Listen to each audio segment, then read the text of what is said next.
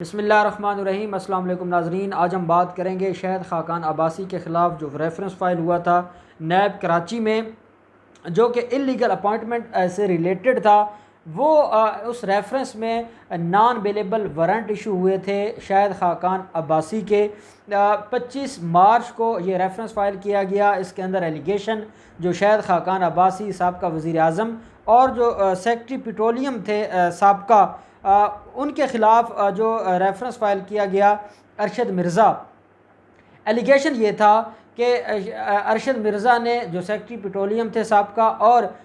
जो साबका मिनिस्टर थे पेट्रोलियम के शहद खाकान अब्बासी, इन्होंने मिलकर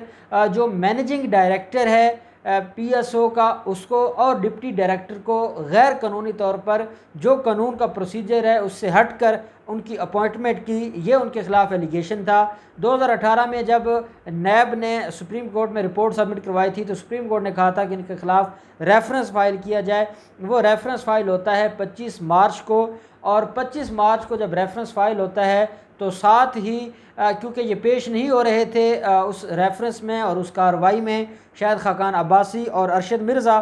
तो इनके ख़िलाफ़ 10 अप्रैल के लिए नॉन बेलेबल वारंट जारी कर दिए गए थे।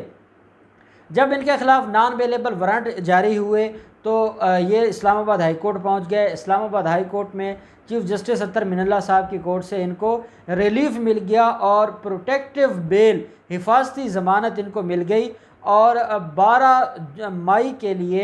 उनको हिफाजती ज़मानत मिल गई कि 12 मई तक वो पेश हो सकते हैं किसी भी वक्त नैब कोर्ट कराची में, और जाकर अपना अदालत से जो वहाँ पे जो मुचलके वगैरह जमा करवा के नॉन बेलेबल वारंट इनके ख़त्म हो जाएंगे और उसके बाद फिर आगे जो प्रोसीजर है वो उस हिसाब से आगे कैरी ऑन हो जाएगा। 25 अप्रैल से जब 10 अप्रैल को दोबारा वहाँ पर डेट ऑफ हियरिंग थी तो शहद खाकान अब्बासी और अरशद मिर्ज़ा पेश ना हुए और इनकी तरफ से ख्वाजा नवीद जो एडवोकेट है वो पेश हुआ और उसने दरख्वास्त दी कि उनको हाज़री माफ़ी दी जाए शहद खाकान अब्बासी को और अरशद मिर्ज़ा को, क्योंकि लॉकडाउन की वजह से हालात ऐसे हैं कि उनका पेश होना पॉसिबल नहीं है। कोई ट्रांसपोर्ट का ज़रिया नहीं है जिसकी बुनियाद पर वो यहाँ अदालत में पेश हो सकें, इसलिए उनको एग्जेम्पशन दी जाए हाज़री से, लेकिन उनको एग्जेम्पशन ना मिली और अदालत ने 15 अप्रैल का उसमें डेट फ़िक्स कर दी। अब ये जो 15 अप्रैल गुजरी है, 15 अप्रैल को दोबारा जब पेश हुए नैब अदालत कराची में तो ख्वाजा नवीद ने दोबारा एक दरख्वास्त दी, एग्जेम्पशन की, और ख्वाजा नवीद ने नैब अदालत को बताया कि वो उन्होंने प्रोटेक्टिव बेल करवा ली हुई है और आपके जो वारंट हैं वो अब उसके ऊपर अमल दरामद नहीं हो सकता, उनको अरेस्ट नहीं किया जा सकता। 12 मई तक उनके पास प्रोटेक्टिव बेल है इस्लामाबाद हाई कोर्ट की, इसलिए उनको हाज़री से इस्तिस्ना दी जाए ताकि वो दोबारा पेश हों और जब ये हालात बेहतर हो जाते हैं तो वो पेश होकर अपनी अटेंडेंस मार्क करवाएं। तो अदालत ने कहा कि नहीं, जब तक वो पेश नहीं होते तब तक उनकी जो हाज़री माफ़ी की दरख्वास्त है वो कबूल नहीं की जा सकती। हमारे यहाँ कानून जनरल यही है कि अगर मुल्ज़िम की हाज़री माफ़ी की दरख्वास्त करवानी है या उसको एग्जेम्पशन करवानी है पर्सनल अटेंडेंस से, तो उसके लिए ज़रूरी है कि वो मुल्ज़िम अदालत में पेश हो, अदालत में पेश होकर उसकी मौजूदगी में दरख्वास्त दी जाए और ऐसे में उसको रिलीफ़ दिया जाता है कि अगर अदालत समझती है कि कोई रीज़नेबल काज है या कोई ऐसी ग्राउंड है कि जिसकी बुनियाद पर अगर वो अदालत पेश ना भी हो तो अदालत उसको रिलीफ़ दे सकती है। लेकिन शहद खाकान अब्बासी को एक भूल हुई और शहद खाकान अब्बासी ये भूल गया। उसको ये लगा था कि जैसे शहबाज शरीफ की, जैसे मरीम नवाज़ की, जैसे नवाज़ शरीफ की नैब अदालत लाहौर से बग़ैर पेश हुए उनको एग्जेम्पशन मिलती आई है और मिली है पिछले दिनों में कि उनको वो पेश भी नहीं हुए, वो लंदन बैठा है, वो शहबाज शरीफ भी लंदन था और उनको परमानेंट हाज़री से इस्तिस्ना दे दी गई। अब शहद खाकान अब्बासी को ये सोचना होगा कि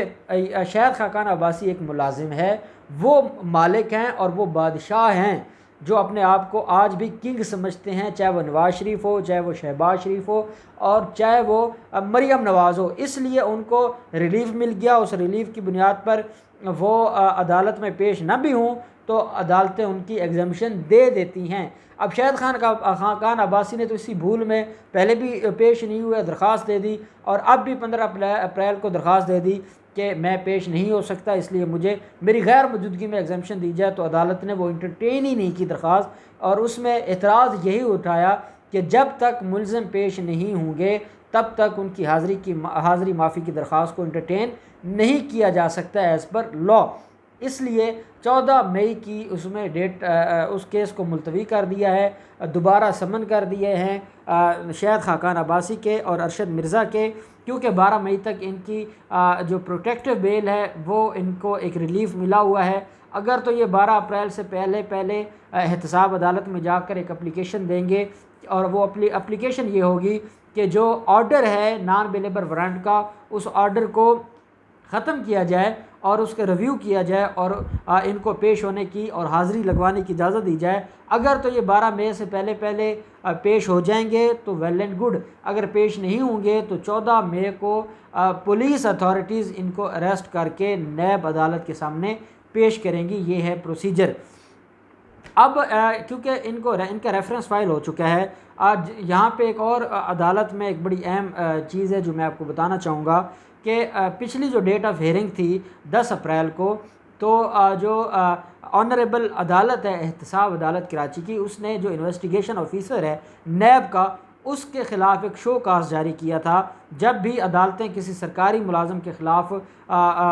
कोई प्रोसीडिंग स्टार्ट करती हैं कि वो अदालत के ऑर्डर को ओबे नहीं करते, तो ऐसे में उनके शो कास्ट नोटिस उनको जारी किया जाता है। तो इन्वेस्टिगेशन ऑफिसर का भी शो कास्ट नोटिस जारी किया गया, और उसको शो कास्ट इसलिए दिया गया कि रेफरेंस फ़ाइल हो चुका है, लेकिन रेफरेंस की कॉपियाँ मुलज़मों को नहीं प्रोवाइड की गई या मुलज़मों के वकीलों को प्रोवाइड नहीं की गई। हमारा जो सेक्शन 265C है CRPC का, वो ये कहता है कि जब भी चालान सबमिट होगा क्रिमिनल मैटर्स में या जो आपका रेफरेंस फ़ाइल होगा नैब के केसेस में, तो ऐसे में हर हाल में जो इन्वेस्टिगेशन अथॉरिटी है, चाहे वो नैब है चाहे वो पुलिस है, उनका काम है कि वो जो अदालत के अंदर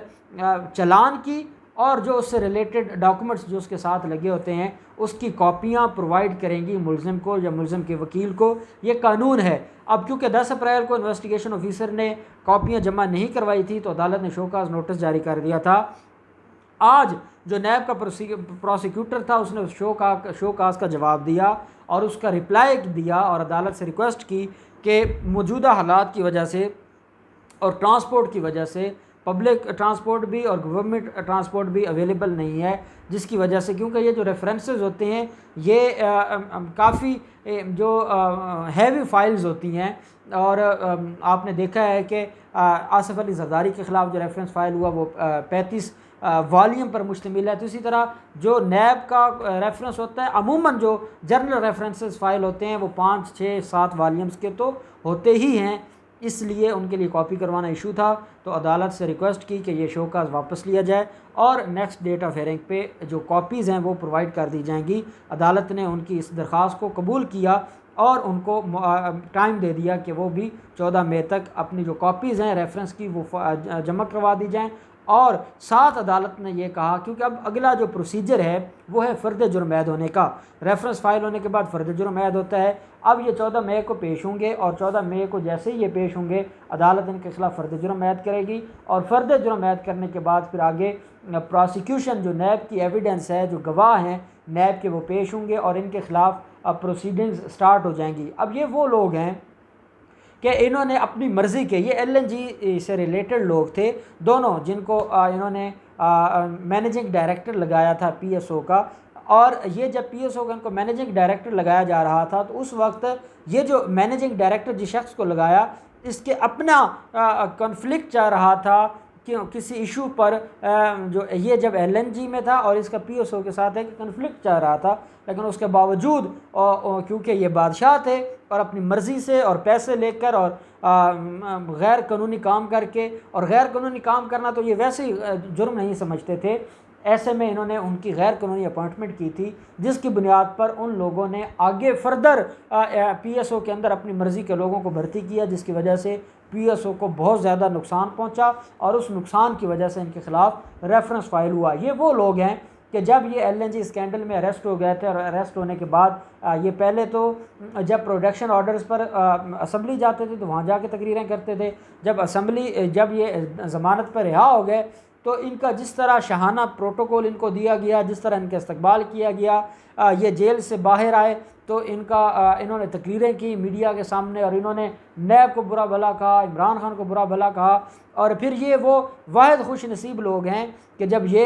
ज़मानत पर रिहा होकर आए हैं तो इनको मिलने मलका आलिया मरियम सफदर ख़ुद तशरीफ़ लेके गई हैं इस्लामाबाद में। और ये मलका आलिया का कोई 3-4 माह के जो वक्फे के बाद घर से निकलना था। तो अब देख लें कि शाहिद खाकान अब्बासी मरीम नवाज़ के लिए कितना इम्पोर्टेंट है। और फिर एहसन इकबाल भी साथ था उनको मिलने के लिए कि वो जेल से रिहा हुए हैं, तो स्पेशल इस्लामाबाद गया। हालांकि ख्वाजा साद रफ़ीक लोग जो जिनकी बड़ी कुर्बानियाँ हैं PMLN के लिए और काफ़ी अरसा वो ज़्यादा अरसा गुजार के आए जेल में, लेकिन उनको मिलने आज तक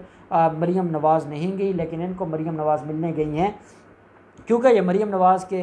करीबी लोग हैं। तो अब शाहिद खाकान अब्बासी को या तो पेश हो के फ़र्द जुर्म की कार्रवाई में पेश होना पड़ेगा। अब इनको ख़तरा ये है कि ये इनकी कोई इस्लामाबाद या लाहौर की अदालतें नहीं हैं, बल्कि ये कराची की अदालतें हैं और वहाँ तक इनका असर व रसूख इस हद तक नहीं है। तो अब इनको डर है और इनको ये इनके नॉलेज में है कि ये वो इन्वेस्टिगेशन है जो सुप्रीम कोर्ट ने करवाई थी और ये इनके ख़िलाफ़ नैब के पास काफ़ी एविडेंसेस हैं और इनको इस रेफरेंस में सज़ा होनी है, इसलिए ये जानबूझ के उसको फेस नहीं करना चाह रहे। अब या तो ये 12 मई से पहले वहाँ पेश होकर अपनी हाज़िरी लगवाएंगे, नहीं तो पुलिस इनको अरेस्ट करके 14 मई को अदालत में पेश करेगी और फिर फ़र्द जुर्म ऐद होगा। जो भी नेक्स्ट कार्रवाई होगी हम आपको आगाह करेंगे। बहुत शुक्रिया।